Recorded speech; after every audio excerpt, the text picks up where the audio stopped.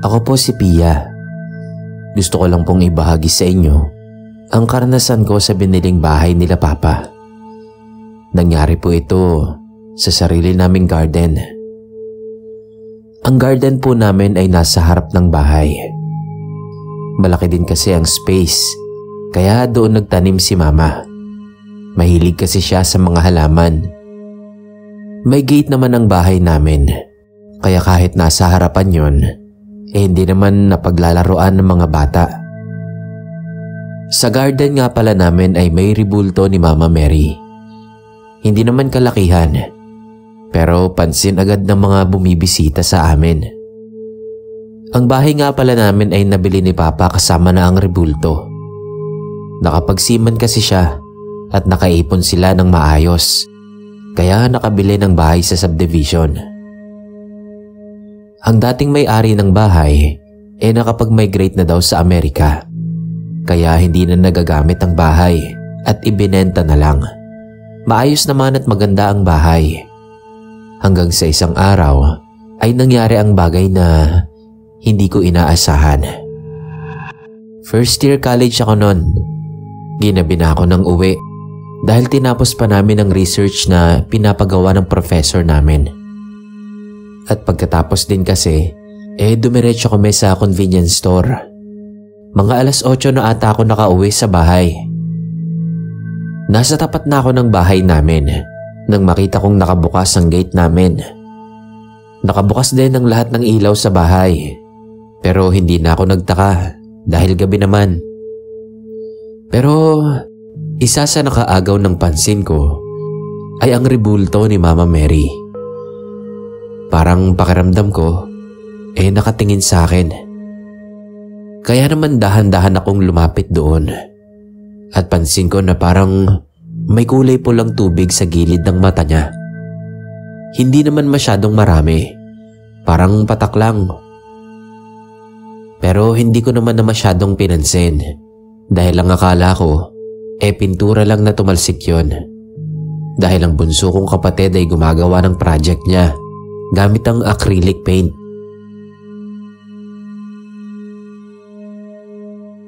Pumasok na din ako sa loob ng bahay. Naabutan ko sina Mama na nasa sala pa. Tapos ay dumiretso na ako sa kusina at nandoon ang bunso kong kapatid. Tinanong ko din siya tungkol sa rebulto ni Mama Mary na may pinturang pula sa mata. Sinabi ng kapatid ko na gumawa siya ng project kanina, pero hindi siya lumapit kay Mama Mary. Doon lang daw siya sa upuan sa garden. Hindi ko na nagawang pilitin ng kapatid ko sa pinturang iyon, pero sigurado ako na may nakita akong pula sa mata ni Mama Mary.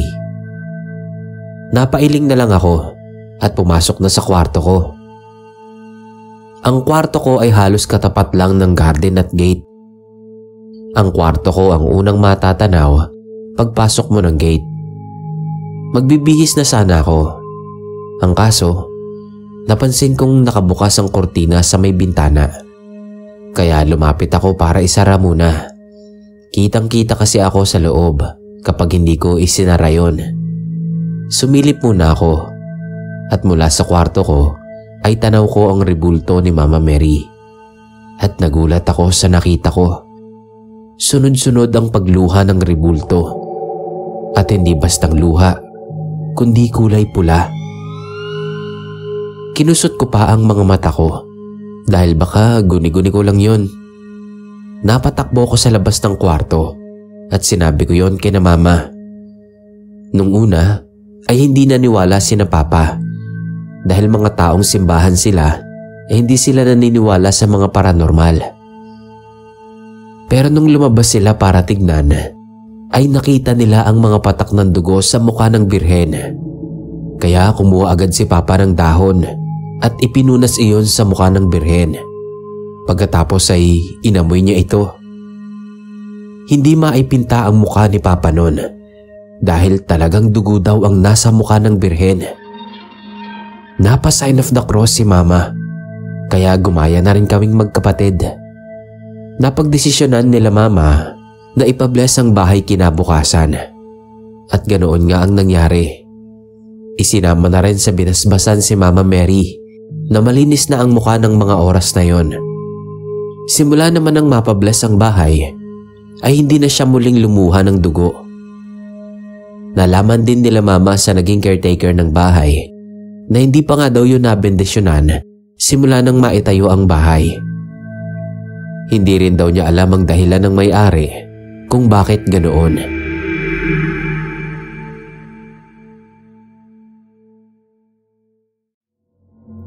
Magandang araw po. Jepoy ang pangalan ko. 13 years old pa lang ako nang makaranas ako ng sa tingin ko ay isang milagro.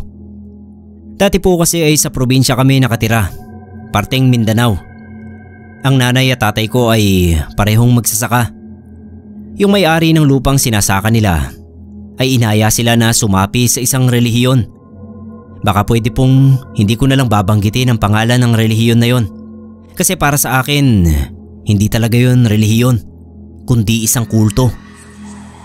Ang nanay at tatay ko, syempre nahiya sila sa may-ari ng lupa, kaya sumali sila.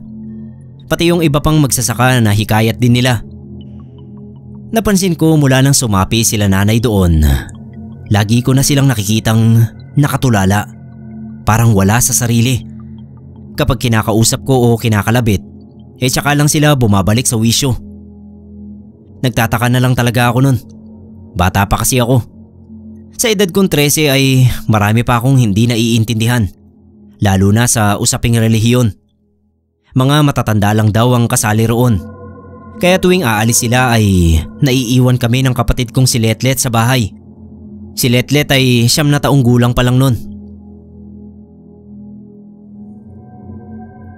Isang beses ay naisipan kong sundan sila nanay at tatay. Pag alis nila, mga bandang 6:00 ng gabi. Iniwan ko si Letlet sa bahay.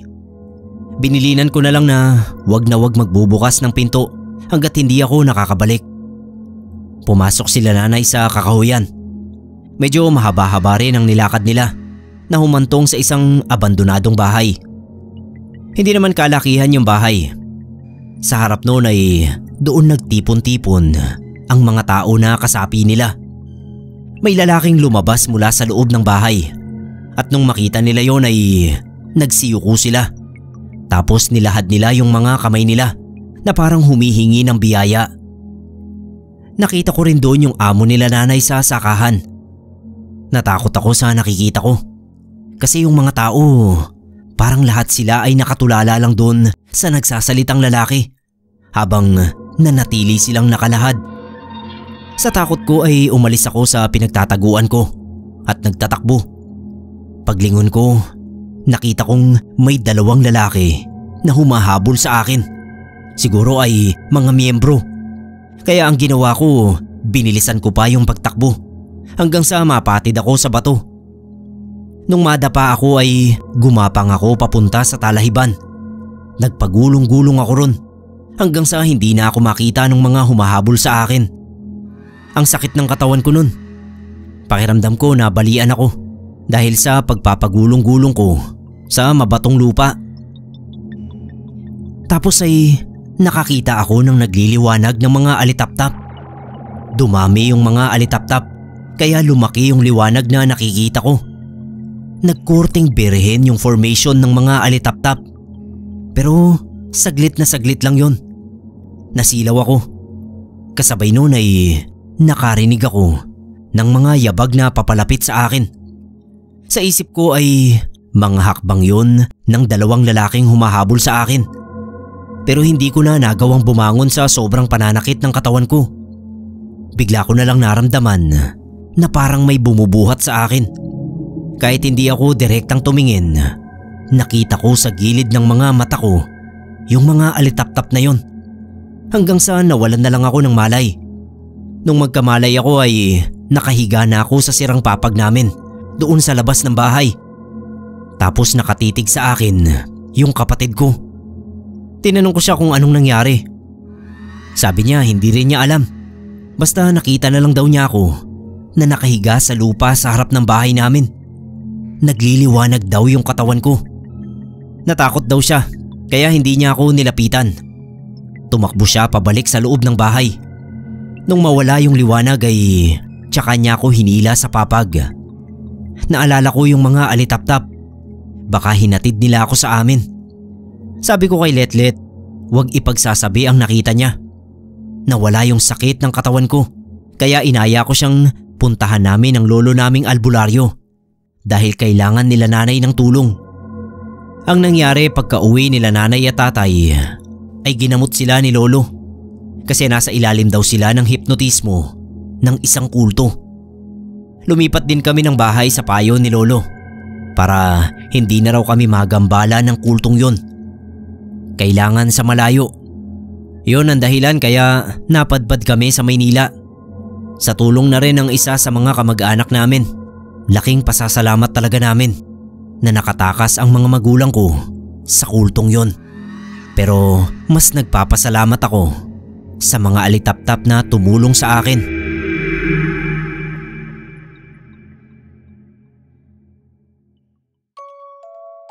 Ako po si Emmanuel. Kumusta po kayo? Matagal na pong nangyari ang kwento ko. Kaya lang ay ngayon lang ako nagkalakas ng loob na ikwento sa inyo. Sa Lucena, Quezon po ako nakatira. Kasama ang asawa at anak ko, pati na rin ang biyanan ko. Siya kasi ang nag-aalaga ng kambal na anak namin dahil nagtatrabaho kaming dalawa ng asawa ko. Ako nga pala ay isang driver sa pabrika na nagdi-deliver ng mga items sa mall. At ang asawa ko naman ay doon mismo sa pabrika. Relihiyosa ang asawa ko. May iba't ibang santo siya sa altar namin. Ako naman ay hindi, pero nagdadasal naman ako. Nagbago ang buhay namin nang minsan ay may magbenta sa asawa ko ng imahe ng Nazareno. Sa tingin namin, simula nang dumating sa bahay namin ang Nazareno, pumasok ang swerte. Nadagdagan ang mga area na sinusuplayan namin ng mga ginagawang product sa pabrika. At ang anak kong isa ay gumaling sa dengue nang magdasal din ang asawa ko sa Nazareno. Isang beses nang mauna akong umuwi sa asawa ko, ay naabutan ko ang kambal ko na naglalaro sa sala. Habang ang biyanan ko naman nasa kusina at naghahanda ng hapunan. Nasa 5 taong gulang na ang kambal kong anak. Napansin ko na parang may kinakausap ang kambal ng maabutan ko. Pero hindi ko naman nakikita, kaya inaya ko na sila para maghapunan. Pero ang sabi ng isa sa kambal ko, nakikipaglaro pa daw sila sa kaibigan nila. Nagtaka ako dahil wala naman akong nakikitang ibang bata kundi silang dalawa lang. At nasa harapan sila ng altar. Tinanong ko sila kung sino ang kalaro nila. Sabay turo nila sa rebulto ng Nazareno. Pero syempre, hindi ako naniwala. Dahil lang siguro bata pa sila, kaya akala nila pwede nilang maging kalaro iyon. Hanggang isang umaga, ako ang nagluluto ng almusal dahil lumuwas ng bayan ng biyanan ko. At ang asawa ko naman, masama ang pakiramdam. Nang biglang may marinig na lang akong kumalabog sa sala. Nagmadali akong lumabas ng kusina para tignan kung ano iyon. Sa isip ko, baka nag-aaway ang kambal. At hindi nga ako nagkamali. Naabutan kong hinahampas ng una ng panganay na kambal ang bunso. Habang ginagawa iyon, ay nakatawa pa siya kahit umiiyak na yung isa. Kaya pinaglayo ko silang dalawa dahil parang naging ibang bata ang isa kong anak sa asal niya. Tinanong ko siya kung bakit niya sinasaktan ng kapatid niya. Pero wala akong narinig sa kanya na sagot at nakatitig lang siya sa akin. Kaya sinabihan ko na lang siya na wag niya nang uulitin na saktan ng kapatid niya. Ang akala ko ay sinunod ako ng anak ko sa pangaral ko sa kanya. Pero naulit na naman yon nang makita naming mag-asawa na sinasakal naman niya ang kapatid niya. Napasigaw ang asawa ko noon dahil halos hindi na makahinga ang isa kong anak dahil sa pagkakasakal ng kapatid niya. Pinilit naming pinaglayo silang dalawa.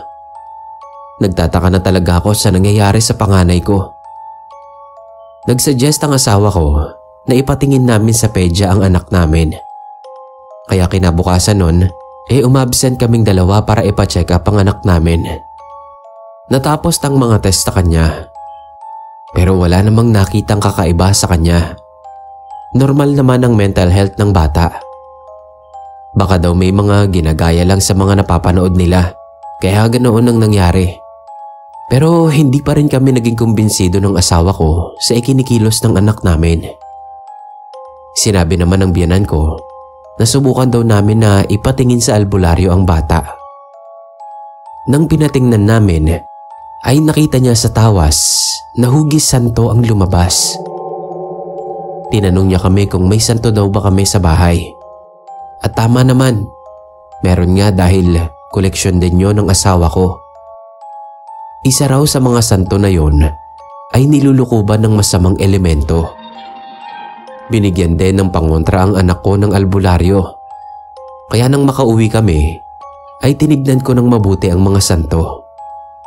Parang wala namang kakaiba, kaya tumayo ako sa upuan. Nang tumalikod na ako, sa sulok ng mata ko, ay nakita kong gumalaw ang kamay ng Nazareno. Kinilabutan ako sa nakita kong yun. At agad kong kinausap ang asawa ko na baka pwedeng ibenta o ipamigay na lang namin ang rebulto dahil baka iyon ang sinasaniban ng masamang elemento. Sinubukan naman namin gawin iyon, ang ibigay na lang sa magbabasura. At simula naman noon ay hindi na ulit ang inasal ng anak ko na kakaiba.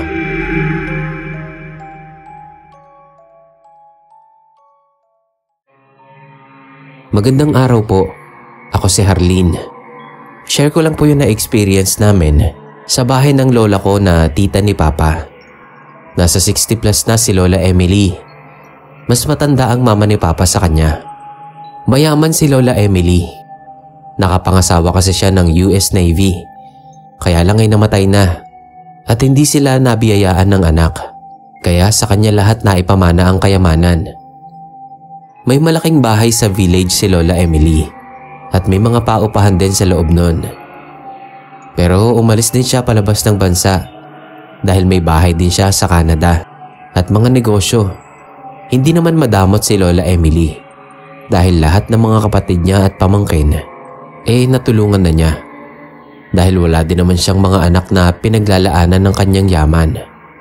Ang kwento daw kasi sa bakuran ng bahay ni Lola Emily ngayon ay may mga alaga siyang duwende na nahukay niya sa garden ng nabili niyang bahay. Isang rebulto ng naghihimalang duwende. Ito raw ang isa pa sa nagpayaman sa lola ko. Ang sabi ng papa ko ay naghihimala daw talaga yon. Pero tanging kay lola lang dahil may gusto daw yon kay Lola Emily. Kaya hindi din sila biniyayaan ng anak ng asawa niya dahil magagalit daw ang duwende. At ang balita pa, ang duwende daw ang pumatay sa asawa ng lola ko. Nagpakita daw yon sa asawa niya dahilan para atakihin sa puso.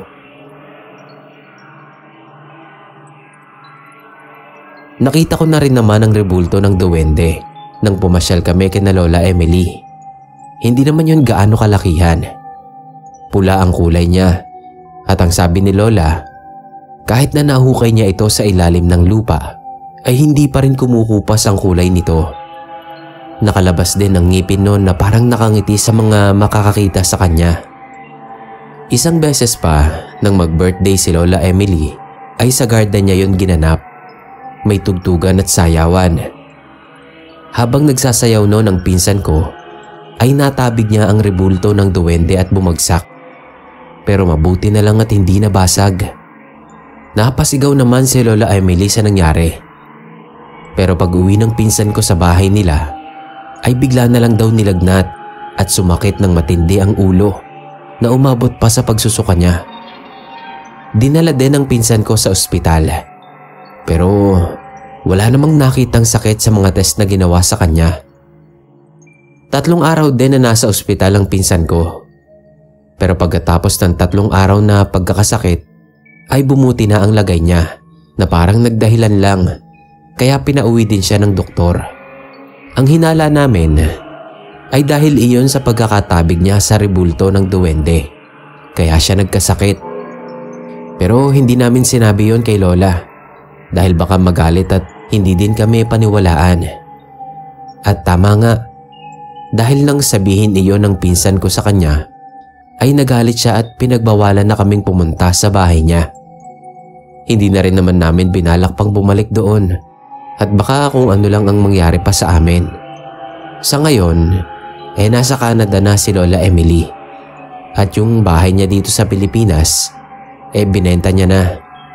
Hindi na rin namin naitanong pa sa kanya kung saan napunta yung rebulto ng duwende na nasa garden niya. Kung naisama ba niya sa pagbenta o isinama ni Lola Emily sa ibang bansa.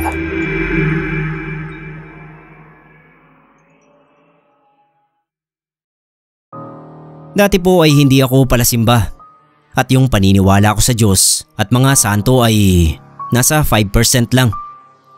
Hanggang sa mangyari sa akin ang tinuturing kong milagro sa buhay ko. Ako po si Vicente, taga Tondo, Manila. Kung kailan tumanda ay tsaka ko lang napagtanto yung napakaraming kamali ang nagawa ko sa buhay ko. Ayan ay nang magkasakit ako ng malala noong 2022. 50 anyos ako nung dapuan ako ng sakit na kanser. Naging mahirap po sa akin dahil wala akong ipon. Tapos yung 3 anak ko ay may kanya-kanya ng pamilya. Hindi rin sila nakakaluwag. Halos pare-parehong nangangapa sa buhay. Kaya hindi ko talaga alam noon kung saan ako lalapit. Lalo at matagal na rin akong byudo. Isang kapitbahay ang nagpayo sa akin na magpunta sa simbahan ng Quiapo. Magdasal daw ako kay Nazareno at tsak na masusolusyonan ang problema ko. Ayoko sana, pero wala naman akong mapagpipilian nun, kundi ang magbaka sakali na paghimalaan ako ng poong Nazareno. Nagpunta ako. Mga 3 beses sa isang linggo. Kung pwede nga lang ay araw-araw, wala lang akong maipamasahe. Paluhod akong lumalapit sa altar habang nagdarasal. Pero sa halip na gumaling ay lalo pang lumala yung sakit ko. Napunta ako sa stage 3 at kailangan ko ng ma-confine. Alam ko kung gaano namumroblema yung mga anak ko nun dahil sa sakit ko. Kaya hiniling ko na lang na kunin na lang ako para hindi na ako makabigat sa kanila. Dahil nawawalan na nga ako ng pag-asa nun. Yung babaeng janitor ng ospital ay lumapit sa akin. May binigay siyang kwintas ng Nazareno. Magdasal daw ako para makaligtas. Nagpasalamat ako pero sa totoo lang nung mga sandaling yon, ayoko na talagang magdasal. Kasi nagawa ko na eh. Hindi naman ako pinakinggan. Ang sabi ko sa mga anak ko, ilabas na ako sa ospital dahil ayokong doon ako mamatay. Mas gusto ko sa sarili kong pamamahay. Pinagbigyan naman ako ng mga anak ko. Pumirma sila ng waiver sa paglalabas sa akin. Hindi na rin naman nila kaya ang mga bayarin. Nung makabalik na ako sa bahay, nagulat ako kasi may poong Nazareno doon. Binili raw ng manugang kong babae para sa akin dahil nalaman na nagsisimba ako sa Quiapo. Sabi ng isang anak ko, malas daw sa bahay ang poong may pasan na krus. Ang sabi ko naman, hayaan na at dati naman na akong minamalas. Ayan nga at may sakit na ako. Dahil nga sa sakit ko kaya yung isa sa mga anak ko at ang asawa niyang anak nung nagbigay ng Nazareno ay doon na muna tumigil sa bahay para may kasama ako at mag-aalaga sa akin. Isang gabi habang natulog na ako, inaalimpungatan ako kasi naramdaman kong may kamay na nakapatong sa ulo ko. Pakiramdam ko ay hinahaplos ako. Pinilit kong dumilat kahit na nanlalabo pa yung paningin ko. Pagdilat ko, nagulat ako. Wala naman akong nakita na humahaplos sa akin. Samantalang ramdam na ramdam ko. Akala ko tuloy na naginip lang ako. Pero pagbaling ng tingin ko sa gilid ng higaan, nandoon yung poong Nazareno. Nakaupo at nakatingin sa akin. Hindi siya imahe lang nung mga sandaling yon. Para siyang totoong tao na nakaupo at nakatingin sa akin. Napasigaw ako. Pinuntahan agad ako ng anak ko. Pero pagpasok nila sa silid, wala naman silang nakita. umiyak ako ng umiyak. Ang naisip ko noon ay premonition ko na yon. Baka sinusundo na ako. Baka malapit na akong mamatay dahil nagpakita na sa akin yung Nazareno. Pero hindi kayo maniniwala sa sumunod na nangyari. Makalipas lang ang ilang linggo, unti-unting bumuti yung pakiramdam ko. Wala naman na akong iniinom na gamot nun dahil nga sumuko na ako. Pero gumaling ako. Kaya ang nangyari sa akin ay tinuturing kong isang milagro, isang himala. Mula nang gumaling ako, naging deboto na ako ng Nazareno. Hindi ko alam kung babalik pa ba yung sakit ko. Pero kung sakali man na bumalik yun, ayos lang sa akin. Nabigyan ako ng pangalawang pagkakataon para mas humaba pa ng konti ang buhay ko. Kaya anytime na kunin niya ako, ay ayos lang sa akin.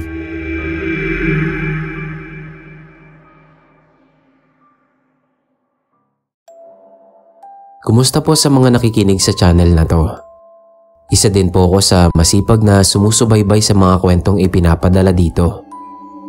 Hindi ko akalain na isang araw ay makakaranas din ako ng isang pangyayaring ibabahagi ko dito. Itago nyo na lang po ako sa pangalang Ronron. Taga-Tondo po ako, may asawa at isang anak. Nakakahiya man, pero aminado po akong ang ibinubuhay ko sa kanila ay galing sa pagnanakaw.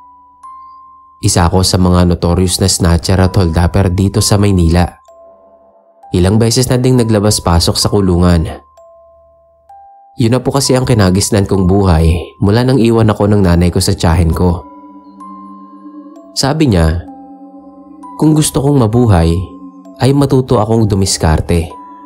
Yun po ang naisip kong diskarte na nagumpisa sa panguumit ng mga paninda sa Divisoria. Hanggang sa nag-level up na nung lumaki na ako at napasama sa maling barkada. Natuto akong mang-snatch at mang-hold up. Katatapos lang ng pandemic noon at kalalaya ko lang din. Kung yung may mga dating trabaho ay nahirapan, lalo na ako. Walang nagtitiwala, wala ding nagbibigay ng pagkakataon. Kaya balik sa dating gawi. Isang gabi, palakad-lakad ako sa kahabaan ng Recto Avenue.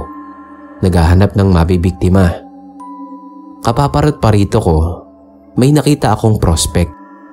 Isang matandang madre. Pasimple kong sinundan. Pagdating sa madilim na parte, tinabihan ko na at inakbayan. Tinutukan ko agad para hindi na gumawa ng eksena. Sinubukan pa akong lecturean ni sister. Pero hindi naman ako nakukuha sa ganon. Pinalabas ko na agad ang cellphone at wallet niya. Nung aktong ibibigay niya na sa akin, biglang may lumabas na batang lalaki doon sa likod niya. Nagulat ako kasi bigla na lang sumulpot yun. Hindi ko alam kung saan galing. Nakasandong puti tapos naka-green na short. Medyo kulot ang buhok at walang sapin sa paa. Nagsalita siya. Hindi raw ba ako nahihiya na pati alagad ng Diyos ginagawan ko ng masama. Nagalit ako at sinabihan ko siyang umalis doon kung ayaw niyang samain. Pero hindi natinag yung bata at tinignan lang niya ako. Parang may kung anong bumubulong sa akin para titigan din siya sa mga mata niya. Hindi ko maalis ang tingin ko doon. At habang nakatitig ako sa mga mata niya, ay unti-unti yung nagliliwanag. Hanggang sa mapakurap-kurap ako sa hapde at tuluyang magluha. May ilang sandaling dumilim ang paningin ko. Wala akong makita kahit nakadilat naman ako.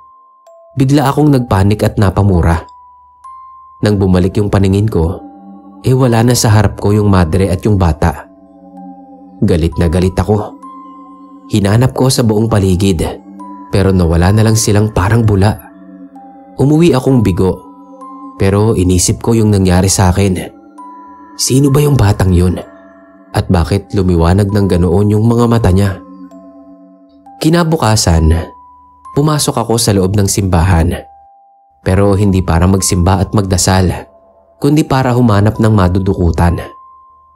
Wala akong kinita nung gabi dahil sa pakailamerong bata, kaya kailangan kong bumawi. Nasa ospital pa naman ang anak ko noon. Madaming tao noon sa simbahan Kaya siksikan talaga.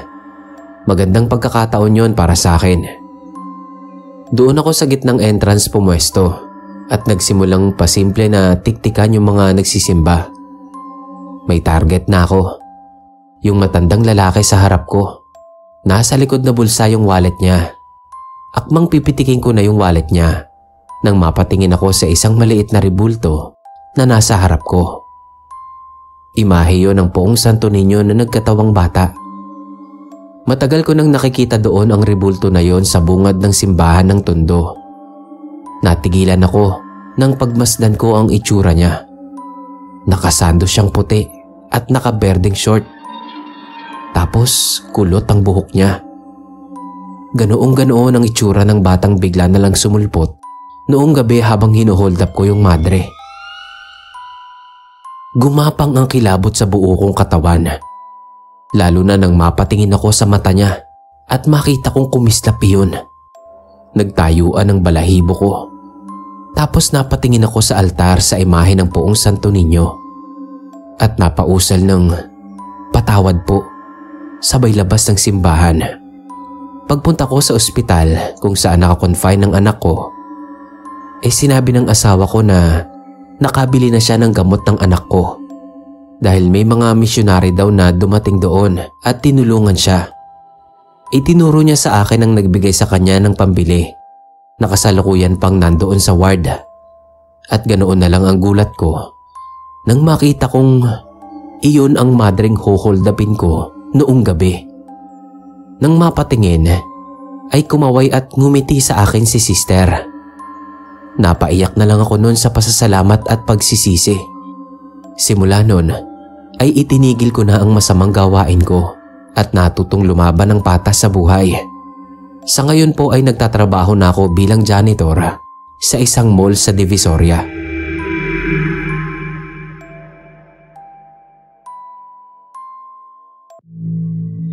Sa mga walang sawang sumusuporta sa YouTube channel na to, isang pagbati po. Tawagin niyo na lang po akong Alvin, Tubong Cebu. Pero dito na po sa Pasay nakabase. Gusto ko lang pong ibahagi sa inyong mga tagapakinig yung isang pangyayari kung saan nakaranas akong pagmilagruhan ng isang rebulto. Rebulto po iyon ni Mama Mary na bigay sa akin ng girlfriend kong si Tanya. Mahigit 7 taon na po kami nang mangyari iyong sinasabi ko. Sa loob ng mahabang panahon na yon, ni minsan po, hindi niya ako iniwan. Sa kabila ng paulit-ulit kong pangloloko sa kanya. Pareho po kaming Katoliko ni Tanya. Pero hindi kagaya niya na sobrang relihiyosa. Ako po ay yung tipong labas-masok lang sa simbahan. Masabi lang na nagsisimba. At lalong hindi po ako naniniwala sa mga rebulto o imahe ng mga santo. Para sa akin po, isa lang silang bato na hindi dapat sinasamba. Kahit paulit-ulit na sabihin sa akin ni Tanya na hindi naman sinasamba ang mga rebulto, ganoon pa din ang tingin ko. Isang araw, inaya niya akong magsimba sa Manawag, Pangasinan. Pinagbigyan ko na lang, pambayad atraso. May nagawa na naman kasi ako sa kanya. Bago kami umuwi, may binili siyang maliit na imahe ng Birhen ng Manawag. Hinayaan ko na lang. Hilig niya kasi talagang mangolekta ng mga religious items mula sa mga pinupuntahan naming religious places. Pero hindi ko akalain na para sa akin pala yung rebulto na yon. Bakit niya ako bibigyan ng ganon? Alam naman niyang hindi ako naniniwala sa mga rebulto. Kahit na daw, basta tanggapin ko lang daw at ilagay ko sa kwarto ko. Kasi yun yung magiging gabay ko para hindi na ako mambabae. Kasi daw, mahihiya na ako kay Mama Mary dahil nakikita niya ako. Gusto kong mapikon kay Tanya. Pero sa isang banda, humahanga ako sa lakas ng radar niya. Kahit anong ingat ko, parang alam niyang may ginagawa kong kalokohan. Bago kami maghiwalay ng araw na yon, nagpaalam siyang uuwi sa kanila sa Batangas dahil may aasikasuhin. Baka daw abutin siya ng ilang araw doon. Sa isip ko naman, kahit ilang araw pa siyang mawala okay lang. Tamang-tama, madadala ko sa apartment ko yung bagong chicks ko. Tapos ay ipinilit na naman niyang ibigay sa akin yung santo. Para matapos lang, ay napilitan akong tanggapin yon. Nagbilin pa na mag-behave daw ako at huwag kalimutang nakatingin sa akin si Mama Mary. Pagka-uwi ko sa bahay, ipinatong ko lang yon sa sofa na agad namang kinalikot ng aso kong si Max. Nung sumunod na araw, ay umalis si Tanya. At pagkahatid ko sa kanya sa terminal, ay dumiretso na ako sa tagpuan namin ni Bev. Pinagbaon ko siya ng mga damit dahil balak kong doon siya pagstayin habang nasa Batangas si Tanya. Habang abala si Tanya sa mga inaasikaso niya, abala din ako sa bagong laruan ko. Hanggang sa magsabi siya na pabalik na siya ng Maynila at nagpapasundo dahil madami daw siyang dala para sa akin. Pero nagdahilan lang ako na kailangan ko mag-overtime. Halata akong nagtampo siya pero binaliwala ko yun. Kesa sunduin ko siya, susulitin ko na lang kako ang nakaw na sandali namin ni Bev. Nung mga sandali kasi na yon, nagpapakasaya ako sa kandungan ni Bev sa kwarto ko. Tumayo ako sandali para patayin ang ilaw. Nang mapatingin ako sa side table, nagulat ako nang makita ko doon yung rebulto ni Mama Mary. Wala akong natatandaan na ipinasok ko yun sa kwarto ko dahil alam kong pinaglaruan yun ni Max. Kaya tinanong ko si Bev kung siya ba ang nagpasok nun. Pero hindi daw at hindi nga siya humahawak nun dahil iglesia siya. Hinayaan ko na lang at binalikan ko na si Bev sa kama. Pero hindi ko alam kung bakit. Hindi ako komportable na nandoon yung santo na yon. Parang pakiramdam ko kasi nakatingin talaga siya sa akin. Kaya naman binuksan ko yung ilaw at dinampot ko yung rebulto para sana ilabas. Pero laking gulat ko nang makita kong lumuluha iyon. Binaliktad, inalog at tinaktak ko para alamin kung saan nanggagaling yung tubig. Pero sa mata niya lang talaga nanggagaling. Makailang beses kong pinunasan pero tuloy lang ang pagbukal ng tubig sa mga mata niya. At hindi ko maiwasang makaramdam ng kilabot. Nawalan na ako ng gana at pinagbihis ko na si Bev. Noong tumunog ang cellphone ko, si Tanya. Napilitan akong sagutin yon. Pero iba ang boses ng nasa kabilang linya. Nagpakilala siyang pulis. At nayanig ako sa sinabi niya. Patay na daw si Tanya. Bumangga raw ang sinasakyan niyang taxi mula sa terminal at hindi na siya umabot ng buhay sa ospital. Parang bombang sumabog iyon sa pandinig ko. Napatingin ako sa imahe ni Mama Mary na wala pa ring pahid sa pagluha.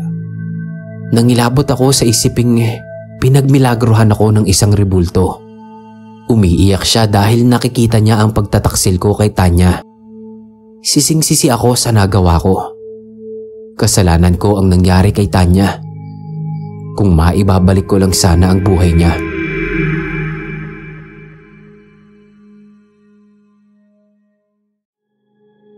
Ako po si Rudy ng Tayabas, Quezon. Itong ibabahagi ko sa inyo, hindi personal na nangyari sa akin, kundi sa nanay ko. At ikinuwento niya lang sa akin. Tungkol po ito sa isang kababalaghan o milagrong naranasan niya noong dalaga pa siya. Nangyari daw po ito sa kagubatan ng Mauban kung saan sila dating nakatira. Relihiyosa po si nanay at aktibo sa mga gawaing pangsimbahan. Katunayan ay leader siya ng grupo ng mga katikista na nangangaral ng salita ng Diyos sa mga kabataan doon sa barangay nila. Pero may isang komunidad doon na malapit daw sa paanan ng bundok na gusto sanang mapuntahan ni nanay para magturo. Minsan daw kasi habang nagtuturo siya ay may nakausap siyang taga roon. Sinabi nito na sana daw ay may makapagturo din kagaya niya sa lugar nila para makilala din nila ang Diyos. Tinanong daw ni nanay kung anong ibig sabihin ng lalaki. Malalaman daw yun ng nanay ko kung magagawa niyang makapunta doon.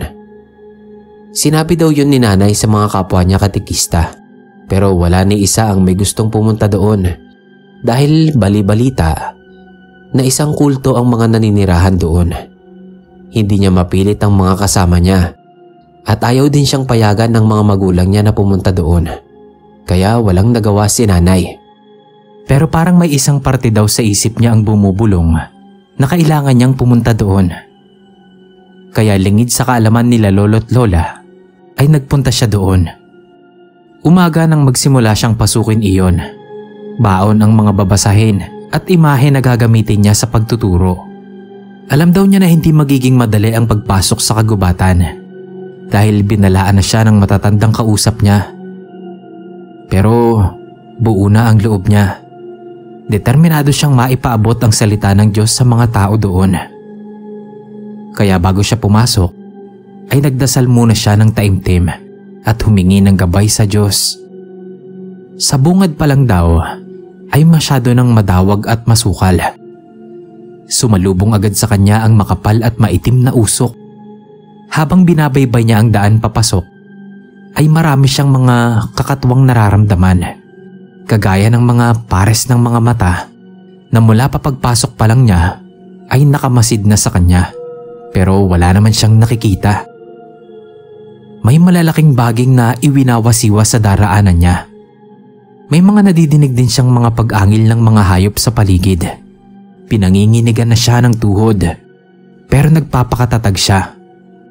Kapag daw inaampuntahan na siya ng matinding kaba at iniisip niyang bumalik na lang, ay nananalangin siya. May kung ilang beses din siyang paikot-ikot lang sa iisang lugar. Sadya siyang inililigaw na para bang hinahadlangan talaga na makarating siya sa pupuntahan niya. Pero hindi siya sumuko.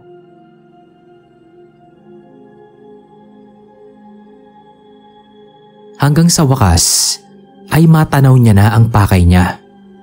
Sinalubong siya ng mga matatalim na tingin ng mga tao doon. Kakaiba ang mga aura nila.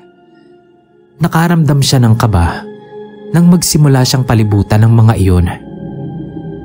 Noon naman biglang lumitaw yung matandang lalaki na nag-imbita sa kanya na mangaral doon. Binati siya nito ng maligayang pagdating at natuwa daw ito na matagumpay siyang nakapasok doon. Inakay siya nito sa isang lugar na nalililiman. Pinakain muna siya at matapos iyon ay tinipon ang mga kabataang makinig sa kanya. Nagsimula siyang magsalita. Inilabas niya ang dala niyang makukulay na mga babasahin. Walang nakikinig sa kanya kahit isa. Kung ano-ano ang ginagawa ng mga bata. Ang mga matatanda naman na nakapalibot sa kanya ay hindi siya inaalisan ng masasamang tingin. Habang nagsasalita siya, ay nararamdaman niya na parang may puwersang nagpapatigil sa kanya. Para siyang sinasakal. Nahihirapan siyang huminga. Nanunuyot na din ang lalamunan niya at halos mapaus na siya sa kakasalita. Pero wala pa ding pumapansin sa kanya. Parang walang nadidinig ang mga iyon. Inilibot niya ang mga mata niya sa mga taong naroon at napansin niyang hindi lang basta matalim ang titig ng mga ito sa kanya. Nag-iiba na rin ang itsura nila. Namumuti ang mga mata at kumukulubot ang mga muka. May mga itim na usok ding nagsisimulang bumalot sa paligid. Pinananayuan na siya ng balahibo sa takot. Pero hindi siya pwedeng magpatalo. Alam daw niyang kasama niya ang Diyos. Hinawakan niya ng mahigpit ang rosaryo at crucifix na dala niya. Pumikit siya at nagsimulang manalangin ng taimtim. Ramdam niya ang paglakas ng hangin na nagpapaikot-ikot sa kanya. May mga bumubulong din sa tenga niya para sirain ang konsentrasyon niya sa pagdarasal. Pero hindi siya nagpapatinag. Patuloy ang malakas niyang pagbigkas ng dasal hanggang sa matapos ang ilang sandali na yon. Unti-unti ay nawala yung puwersa ng hangin na umiikot sa kanya. Pagmulat ng mga mata niya ay wala na yung itim na usok. Normal na at mga nakangiting mukha na ng mga tao ang naroon. Napatingin siya sa matandang lalaki. Nakangiting tumatango-tango ito sa kanya. Muli niyang itinuloy ang pangangaral at laking gulat niya na masiglang nagpapartisipa na ang lahat. Matapos iyon ay nangako siyang babalik doon. Inimbita niya rin ang mga tao doon na bumaba para makapagsimba, na nangyari naman pagkalipas lang ng ilang araw. Napatunayan ni nanay na hindi totoong kulto ang mga tao doon sa komunidad na yon. Sadyang iba lang ang paniniwala nila. Pero hindi niya maipaliwanag kung anong klaseng kababalaghan ang mga naranasan niya doon. Isang himala bang masasabing nalagpasan niya ang pagsubok na yon? O dahil yun sa matinding pananampalataya niya na sinubok ng Panginoon?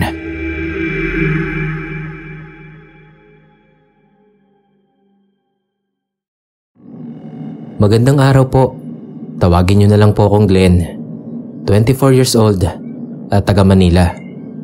2014 po nang mangyari yung hindi ko makakalimutang karanasan, kung saan nasaksihan ko at ng pamilya ko ang pagmimilagro ng mahal na Birheng Maria.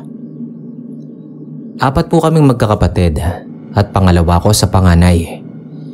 Katoliko po ang relihiyon ng buong pamilya namin. Bata pa lang ay sinanay na kami ng mga magulang namin sa pagsisimba. Hindi lang tuwing may okasyon, kundi tuwing araw ng linggo. Sama-sama kaming nagsisimba. Tinuruan din po kami ng pagdarasal bago kumain, bago matulog, at tuwing pagsapit ng 6:00 ng gabi. Sama-sama po kaming nagro-rosaryo sa harap ng imahe ng Birheng Fatima. May maliit na ribulto po kasi na ganon si Mama, kasama ang iba pang mga santo sa munting altar namin. Aktibo din po kami sa iba't ibang religious activities, gaya ng Biblia Rasal at Legion of Mary. Si Mama po kasi ay isang Marian devotee. Kalaunan, pati kaming mga anak niya ay isinali niya na din doon. Nung maging teenager po kami, ay nakasali na din po kami sa choir ng simbahan. Pero lahat po yun ay nagbago mula nang magkasakit ng malubha si Papa at magsunod-sunod ang mga pagsubok sa amin. Kinailangan pong magtrabaho ni Mama para matustusan ang mga gastusin namin sa bahay, pati na ang maintenance ni Papa na naging bedridden na dahil sa stroke. Napilitan pong tumigil sa pag-aaral at magtrabaho na lang ang panganay naming kapatid para matulungan niya si Mama. Kami namang mga sumunod, bagamat nakakapag-aral, ay ramdam din namin yung malaking pagbabago sa buhay namin. Sumabay pa ang pagkakasakit ng bunso namin. Pagkaraan ng 2 taong pagkakahiga, ay tuluyan din pong bumigay si Papa. Malaking dagok po iyon sa pamilya namin, lalo na kay Mama. Pero sa kabila po nun, ay hindi po siya bumitaw sa pananampalataya niya sa Diyos. Pero hindi po kami. Nawalan na kami ng ganang magsimba at magdasal, lalo na yung panganay naming kapatid na hindi niya na mapilit magsimba. Katwiran niya, pareho lang din naman yun. Kahit magsimba ka ng magsimba at magdasal ng magdasal, bibigyan ka pa rin ng mga problema. Na-frustrate kasi ng husto si ate dahil pangarap niya talagang makapagtapos. Pero dahil nga panganay, kailangan niyang magsakripisyo. Makalipas ang ilang taon, nag-asawa at nagkaanak na si ate at doon na sila tumira sa bahay ng asawa niya.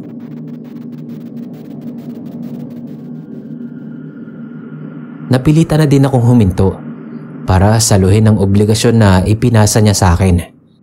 Isang araw, iniakyat po sa bahay namin ang imahe ng Birheng Fatima. Mula po iyon sa grupo ng Black Rosary Movement, kung saan iniaakyat sa bahay niyo ang Birhen at dadasalan niyo ng pamilya mo sa loob ng 1 linggo. Tapos ay ililipat ulit sa ibang bahay. Pero ni isa sa amin, walang naaya si Mama sa pagdarasal. Daan-daanan nga lang namin yung imahen. Hanggang isang araw, ay muli na naman kaming binigyan ng isang malaking pagsubok. Nagkaroon ng sunog sa lugar namin. Gabi po yun nangyari at mismong sa katabing bahay namin nagsimula. Mabilis na kumalat ang apoy. Nataranta kami. Hindi alam kung anong ililigtas at ilalabas. Nagawa kong mailabas sina Mama at yung 2 kong nakababatang kapatid. Huli na nang malaman namin na naiwan pala yung baby ni ate doon. At nang balikan ko, ay malaki na ang apoy. Wala na akong nagawa. Lumabas pala kasi silang mag-asawa para bumili ng gatas ng anak nila. At pagbalik nga nila ay nasusunog na ang bahay. Ganoon na lang ang pangingipuspos niya nang malamang nasa loob pa ang anak niya. Nag-hysterical sa pag-iyak si ate. Ganoon din ang dalawa kong kapatid. Pagtingin ko kay mama, nasa isang tabi siya, nakaluhod at nakapikit, taimtim na nananalangin. Kinabukasan, bumungad sa amin ang pinsala ng sunog. Tupok ang maraming bahay, kabilang na ang sa amin. Para kaming pinagsukluban ng langit at lupa. Nang matiyak na ligtas na, ay pinuntahan namin ang lugar na kinaroroonan ng baby. At laking gulat namin nang makita namin na nandoon ang imahen ng mahal na birhen na nasa sala. Paanong napunta sa kwarto nila ate yon? Nakataob iyon sa mga nakabalumbon na kumot. Nang kunin ko, ay nagulat ako nang may gumalaw sa ilalim ng mga kumot na yon. Inangat ko at ganoon na lang ang pagkagimbal ko nang makita ko ang sanggol ni ate. Buhay na buhay at niwala man lang isang galos. Tinawag ko agad sina mama. Maging sila ay nagimbal din at hindi makapaniwala sa nakita. Paanong nangyaring natupok ang lahat ng bahay sa paligid, pero ang imahen ng mahal na birhen at ang sanggol ay hindi man lang nadilaan. Nagmilagro ang mahal na birhen at iniligtas niya ang sanggol. Kapangyarihan ng dasal o himalaman, ang importante ay naibalik ang buhay ng pamangkin ko at bumalik din ang pananalig namin sa Panginoon.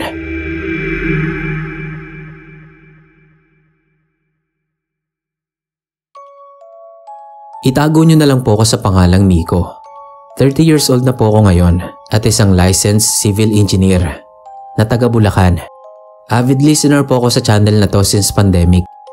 Isang milagro ang naranasan ko na hindi ko malilimutan, kaya gusto kong ibahagi sa mga taga-subaybay. Nangyari po ito taong 2015 nung sumama akong magbakasyon sa Bicol.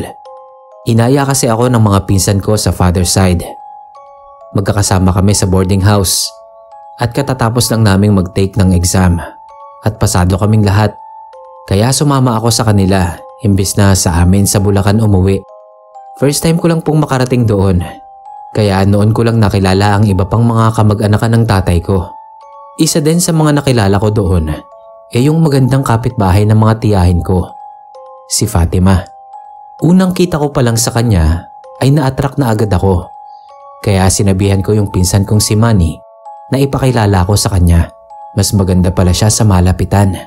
Napakaamo ng mukha niya, kaya lang may pagkamanang ang dating niya.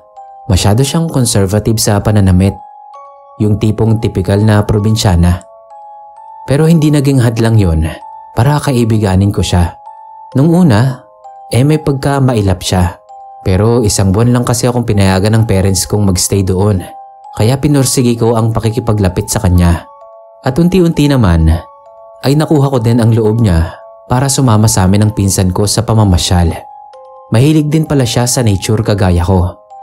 Kaya din siguro nagustuhan niyang sumama sa amin sa pamamasyal. Gusto ko kasi talagang sulitin ang bakasyon ko doon at makapunta sa mga magagandang lugar. Mabait si Fatima at magiliw sa mga bata. Nakakatuwa lang kasi mahilig din ako sa mga bata. Marami kasi akong pamangkin. Nalaman ko din na napaka-relihiyosa pala ni Fatima. May kapilya doon sa lugar nila. At isa siya sa mga leader ng mga activities doon. Choir din siya. Doon naman kami hindi magkapareho. Nagsisimba ako, pero hindi ako paladasal at hindi rin ako naniniwala sa mga santo o kahit anong mga religious items. Pero dahil naaya namin siya sa mga lakad naming magpipinsan, ay pinagbigyan ko din siya na samahan sa mga gawain niya sa simbahan. Napakinggan ko siyang kumanta at humanga ako sa ganda ng boses niya. Dahil doon ay lalong nahulog ang loob ko kay Fatima. Sa dalas ng pagsasama namin ay nakilala ko din siya. At sa tingin ko po noon ay magkakapag-asa ako kung liligawan ko siya. Nahahalata ko kasi sa mga kilos niya na parang may gusto din siya sa akin. Pero kasi ilang araw na lang at kailangan ko nang umuwi sa amin. At sigurado akong magiging busy na ako nun. Ayoko namang maging unfair sa kanya. Kaya kahit gustong gusto ko siya, hindi ko muna itinuloy ang panliligaw. Pero ipinangako ko sa sarili ko na hindi mapuputol ang ugnayan namin. Isang araw bago ako umuwi, ay maghapon kaming magkasama ni Fatima. Sinulit ko talaga yung huling araw ko doon. Namasyal kami ng kaming dalawa lang. Baka sa mukha niya yung matinding lungkot. Ganon din naman ako. Bago kami maghiwalay, ay may ibinigay siya sa akin. Hinubad niya sa leeg niya at iniabot sa akin. Isang kwintas na gawa sa pising kulay brown at may palawit na imahe ni Mama Mary. Miraculous medal daw yun. Natawa ko. Nagpasalamat ako sa kanya. Pero sinabi ko na hindi kasi ako naniniwala sa mga ganon. Pero tanggapin ko pa rin daw. Dahil ililigtas daw ako noon sa kapahamakan. Tumango-tango na lang ako at inilagay ang kwintas sa sling bag na lagi kong dala. Kinagabihan, bumiyahe na ako pa Maynila. Nakatulog ako sa gitna ng biyahe. May ilang oras na din ang natatakbo namin nang bigla akong magulantang sa malakas na sigawan ng mga pasahero. Pagmulat ko ay humahagibis at gumegewang na ang bus namin. Kumabog ng malakas ang dibdib ko at napakapit ako ng mahigpit. Ilang sandali lang, bumulusok na yon pababa at nagdilim na sa akin ang lahat.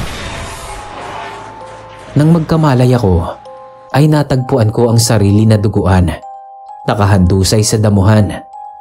Pag-angat ko ng tingin, nasa gilid ako ng bangin. Natanaw ko ang mga tao sa bandang itaas.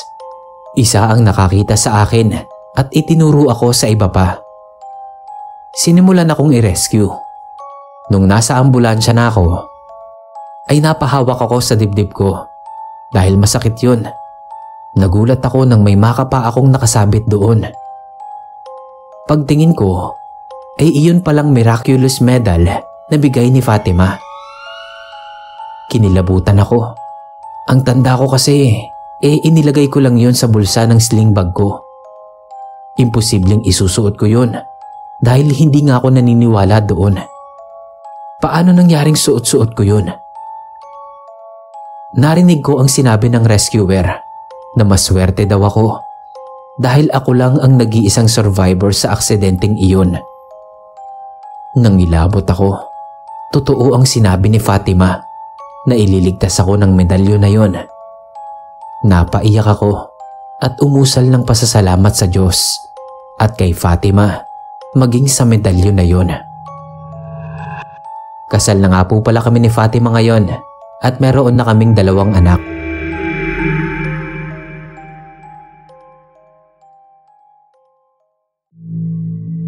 Magandang buhay po sa inyo. Ako po si Angela. Ang isi-share ko po sa inyo ay isa sa mga karanasan kong hindi makakalimutan magpasa hanggang ngayon. Nangyari po ito sa bahay ng tita ko sa San Pablo, Laguna. Doon na po ako nag-college kasi malapit lang din po ang school na papasukan ko. At isa pa, wala po kasing kasama sa bahay ang tita ko na kapatid ni mama. Kaya doon na rin niya ako pinatira at pag-aaralin na rin niya ako. Wala kasing anak si Tita Loida at matagal na ring namatay ang asawa niya. Medyo may kalakihan ang bahay ni tita pero nasanay na rin naman ako. Naging maayos naman ang pagtira ko doon. Kapag wala akong pasok ay nililinisan ko ang buong bahay para makatulong na din ako sa tita ko kahit papaano. Medyo napapabayaan na rin kasi ni tita dahil sa trabaho niya. At ang dati naman niyang kasambahay ay umuwi na ng probinsya. Isang beses noon, wala akong pasok sa school at ang tita ko naman ay meron. Naisipan kong maglinis ng bahay kaysa magpahiga-higa. Tapos na rin naman ang project na ginagawa ko. Inuna ko munang linisin ang kusina. Pagkatapos noon ay ang 2 kwarto. Ang isa doon ang ipinagamit sa akin ni Tita Loida. At ang panghuli ay ang sala, pati na ang mga appliances doon. Pumunta muna ako sa kusina para labhan ang basahan na ginagamit ko. Habang pinupunasan ko ang mga gamit sa sala, ay may narinig akong boses ng isang batang lalaki na tinatawag ang pangalan ko. Nagpalinga-linga pa ako at hinanap kung saan ang gagaling yon. Pero wala naman akong nakitang kahit na sinong taong nandoon. At isa pa, nagtataka ako kung bakit alam niya ang pangalan ko. Hindi ko na lang pinansin yon at nagpatuloy ako sa paglilinis. Hanggang sa napadako ang tingin ko sa isang rebulto ng Santo Niño. Nakapatong iyon sa maliit na kabinet. Siguro ay matagal na iyon kay Tita Loida dahil parang antigo na yon at medyo maalikabok na rin. Kaya lumapit ako doon para punasan. Pero bago iyon, nilabhan ko na muna ulit yung basahan na ginagamit ko bago ko ipunas sa rebulto ng Santo Niño. Habang naglalakad ako, narinig ko ulit na may tumawag sa pangalan ko. Mahina at maliit na boses yon. Kinilabutan na ako ng mga oras na yon dahil wala talaga akong nakitang tao. At hindi ko alam kung bakit sa rebulto ko napatingin. Nilapitan ko at doon na talaga ako parang maiihi sa takot dahil biglang nagsalita ang Santo Niño. Pero hindi siya gumagalaw. Pero alam ko sa sarili ko na sa kanya nang galing ang boses na yon. Inisip ko na lang na baka pagod ako kaya kung ano-ano ang naririnig ko. At lalo pa tahimik ang lugar. Kaya naman napatakbo na lang ako sa terrace at halos nanginginig ang mga tuhod ko. Hanggang sa dumating na nga si Tita at sinabi ko ang nangyari. Hindi siya makapaniwala sa sinabi ko. Kaya ang ginawa na lang niya, itinago niya iyon sa kahon at inilagay sa bodega. Naibenta na din pala ang bahay niya sa San Pablo. At dito na rin siya tumira sa Batangas kasama namin nila Mama. Hanggang dito na lang po.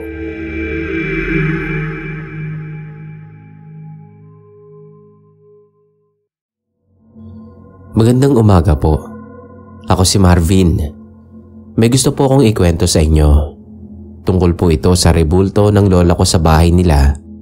Mga 7 taon na din ang nakakaraan. Si Lola Conching po pala ay tiyahin ng papa ko. Kwento ni Lola Conching sa akin, mahilig daw siyang mangolekta ng mga rebulto ng anghel kahit noong maliit pa siya. Nagkaroon daw kasi ng milagro noong bata pa siya. Muntik na siyang masagasaan pero iniligtas daw siya ng guardian angel niya. Kaya simula nun, nangongolekta na siya ng mga rebulto ng anghel. Ang mga rebulto ni Lola Conching medyo pricey din naman kasi may kaya naman din sila. Mga taong 2019 yun nangyari. Medyo matagal na din. Birthday yun ng anak ni Lola Conching na si Tito Carlos. Doon siya nag-birthday sa bahay ni Lola Conching. Galing kasing Amerika si Tito Carlos at doon na sila nakatira. Umuwi lang sila dito para magbakasyon. Pumunta kami noon nila Papa, Mama at pati mga kapatid ko. Tumulong din ako sa pag-aayos nila at paghahakot ng mga bangko para sa birthday ni Tito Carlos. Pagkatapos kong tumulong, pinaupo muna ako ni Lola Conching sa sala dahil nandoon din ang iba kong mga pinsan. Dumiretso muna ako sa banyo nila Lola Conching dahil naiihi na ako. Paglabas nga pala ng banyo nila Lola, may pinto papunta sa garden nila. Maraming tanim na bulaklak doon si Lola, kaya imbes na magpunta ako sa sala, ay sa garden muna ako dumiretso para tignan kung ano pa ang mga bagong halaman ni Lola Conching doon. Naglakad-lakad muna ako sa garden dahil hindi pa naman nag-uumpisa ang birthday party ni Tito. Hanggang sa makarating ako sa dulo ng garden, may napansin akong isang rebulto sa sulok. Rebulto yon ng isang anghel. Hindi na siya ganun kaputi ang kulay. Halos kasing laki ko din ang rebulto. May hawak na trompeta at nakapikit siya. May pakpak din sa likuran. Kahit na madumi na, ay makikita pa rin ang kagandahan nito.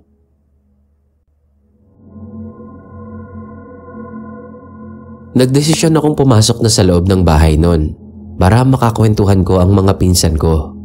Naglalakad na ako nun palayo sa garden nang may marinig akong parang mahinang yabag sa likuran ko. Dahan-dahan kong nilingon yun. Pero wala namang tao, kaya nagpatuloy na ako sa paglalakad. Maya-maya, naulit na naman. Sa pagkakataong iyon, binilisan ko na ang paglingon. Pero wala pa ding tao sa likuran ko. Hanggang sa mapatingin ulit ako sa rebulto ng anghel. Lumapit ulit ako para tignan. Pero bigla akong napaatras nang makita kong nakadilat na siya. Natakot ako ng oras na yon. Kaya binilisan ko na ang lakad ko pabalik sa loob.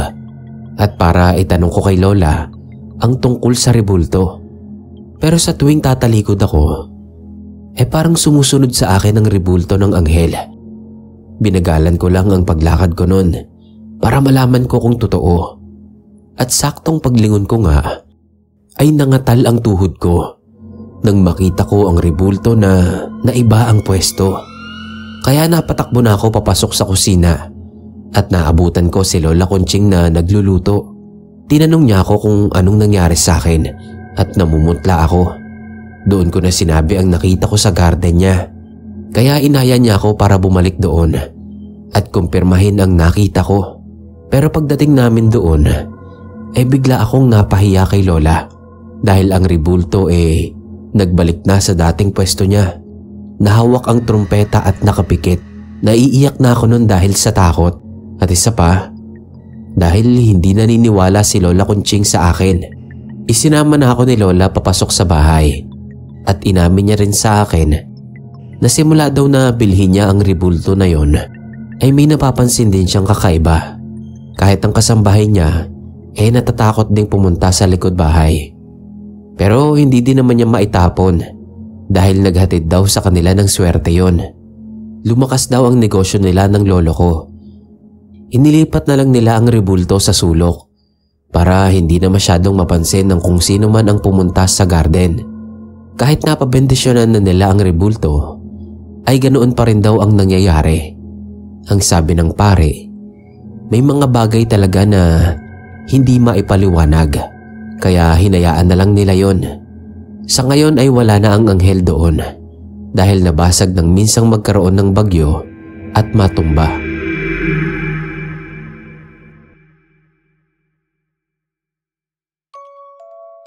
Tawagin niyo na lang po akong Chody. Share ko lang sa inyo ang naranasan ng kapatid kong kababalaghan o isang milagro na nagligtas sa kanya mula sa masamang espiritu o yun bang tinatawag na demonyo. Ang kapatid ko pong lalaki ay itago na lang natin sa pangalang Clarence. 12 anyos siya at ako naman ay 19 noon. May kakulangan po sa pag-iisip ang kapatid ko at may problema rin siya sa kalusugan. Pero nakakaintindi naman po siya. Nakakakilala at marunong gumalang sa mga nakakatanda sa kanya. May mga pagkakataon lang na hindi siya nakakaunawa ng ilang mga bagay. Isang beses po ay nag-out of town ng mga magulang namin para sa binibenta nilang lupa. Kaya naiwan sa pangangalaga ko ang kapatid ko. Dalawa lang kasi kaming magkapatid. Nagkataon na nung wala sila mama ay tsaka naman tumawag ang tropa ko. Birthday kasi. Sabi ko sa kapatid ko sandali lang ako. May bibilhin lang ako. Iniwanan ko siya ng pagkain at bilin ko ay manood lang ng TV hanggang sa pag-uwi ko. Ganun lang naman kasi talaga ang gawain niya sa maghapon. Lagi lang nakababad sa TV. Medyo napasarap ako sa birthdayan, kaya gabi na ako nakauwi. Nakainom pa ako. Nadatnan kong natutulog na si Clarence sa sofa. Bukas pa rin yung TV kaya ako na yung nagpatay. Binuhat ko siya para ilipat sa kwarto namin. Share lang kami sa kwarto. Double deck yun at siya ang nasa ibaba dahil hindi siya pwede sa itaas. Baka mahulog. Nung mahiga ko na siya, nagbanyo muna ako. Pagbalik ko sa kwarto, nagulat na lang ako dahil nakaupo na sa ibabaw ng double deck si Clarence. Tapos nakatulala lang siya. Nagtaka ako kung paano siya nakaakyat. Hindi siya nakakaakyat dun dahil malambot ang tuhod niya at alam ko tulog na siya. Nung usisain ko siya, nagulat ako dahil bigla na lang siyang tumawa At siguradong sigurado ako na hindi niya boses yun. Kinilabutan ako. Nawala yung lasing ko. Nagtatakbo ako palabas ng bahay para humingi ng tulong. May tumulong naman sa akin na kapitbahay, si Manong. Kaso hindi talaga namin mapababa si Clarence. Pag magtatangka yung kapitbahay namin na ibaba siya, ay sinisipa niya. Tapos tinatawagan ko rin sina mama at papa para sabihin ang nangyayari. Wala na raw silang masasakyan pa uwi nung gabi, kaya mahigpit na bilin nilang bantayan ko yung kapatid ko at huwag pababayaan. Kinabukasan din ay dumating sila ng maaga. Una ay pare ang tumingin kay Clarence kasi ang naisip namin ay sinasaniban ng masamang espiritu ang kapatid ko. Napakalma naman siya ng pare at umayos siya. Pero makaraan lang ang ilang araw ay nagwala na naman siya. Binalibag lahat ng mga gamit namin, lahat ng mahawakan niya. Tapos tumatawa na naman siya ng nakakatakot. Albularyo naman ang tumingin sa kanya dahil sabi ni Papa, baka raw duwende ang sumasanib. May napabalita na kasi sa mga kapitbahay namin na dati ay may sinaniba ng duwende at ganoon din ang ginagawa. Nagwawala tapos tumatawa. Pero ayon mismo sa albularyo, hindi duwende, kundi masamang espiritu talaga ang sumasanib kay Clarence. Nanlulumo na sila mama nun kasi walang makagamot sa kapatid ko. Kahit nagpabalik-balik na yung pare sa kanya. Ang balak talaga ni Papa ay dalhin siya sa probinsya para doon maghanap ng magaling na albularyo. Pero bigla ay umayos ang lagay ng kapatid ko. Nagtaka kami. Akala nga namin ay nililin lang kami ng sumanib sa kanya para wag namin siyang dalhin sa probinsya. Kaya inobserbahan muna nila mama.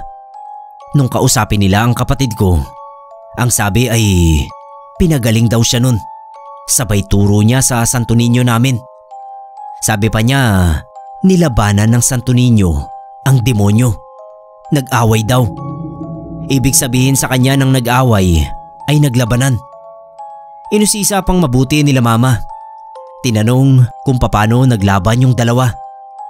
Minuestra pa ng kapatid ko. Palibasa nga napaka-inosente niya sa edad na 12 dahil sa sitwasyon niya. Kaya nung nagkwento siya ay mararamdaman mo talaga na totoo ang kinukwento niya. Bumaba raw yung Santo Niño sa kinalalagyan. Tapos tinuro raw yung demonyo. Sabi raw ay balik na sa impyerno. Nasabi niya yung impyerno kahit hindi naman niya alam ang tungkol doon.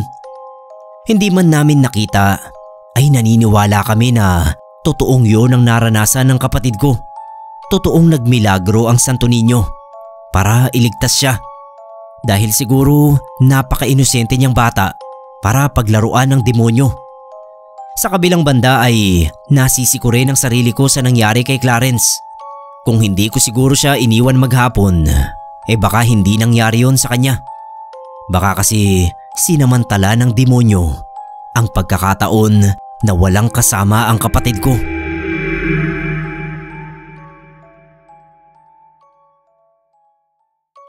Yo mga kapasta, ako nga pala si Kira, ang boses ng Nginig Stories, katang-isip lamang at creepy encounters.